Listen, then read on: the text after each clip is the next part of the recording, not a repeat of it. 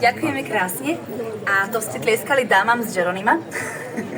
A teraz vám zahráme jednu z takých tých nostalgickejších až možno melancholických piesní, ktoré hráme vzhľadom aj k dobe, kedy vznikla tá pieseň aj o čom je.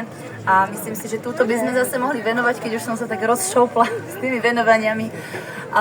Možno všetkým tým vojakom, ktorí naozaj vybojovali slobodu, ale možno sa už nevrátili domov a ostali po nich zlomené srdcia, tak to bude asi pieseň pre nich. Má názov Odišla láska z roku 1949.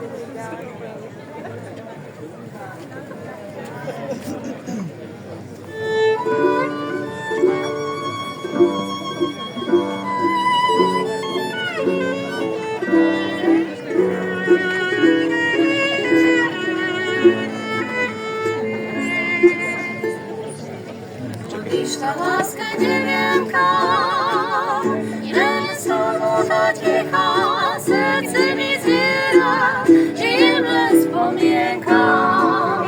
Veď bez teba, drahý, čo na mňa čaká, odišla láska niekam ďalej. Nie posledný pozdrav, posledný odkaz, nikto mi neposlal. Sama, cestu späť neznám, kde sa len pozriem, stretám, len tomu len svoj bôľ. Chodí ticho stoja, krev dávno vyhasol. Odišla láska neviem kam, len vo snáhe stretám, pokoja nemám, radosť viac nepoznám. Zmysel svoj stráca, zbytočným zdá sa, preto sa lásky zdá.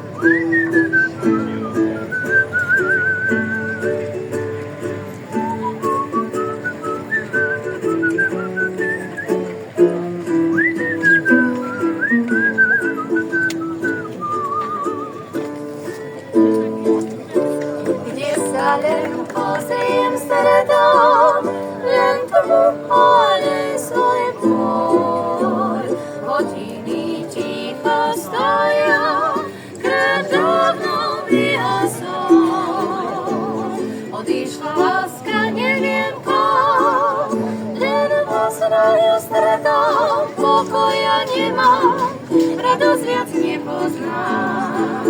Že zmysel svoj stráca, zbytočným zdá sa, preto sa lásky vzdám.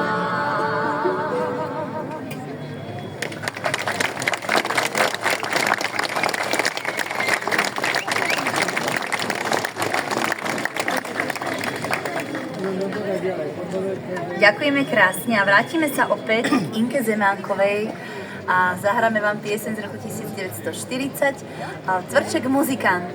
Pre všetky detičky, lebo má krásny, roztomilý rozprávkový text od Cvrčkovi, ktorý si nosil svoje husličky všade po svete.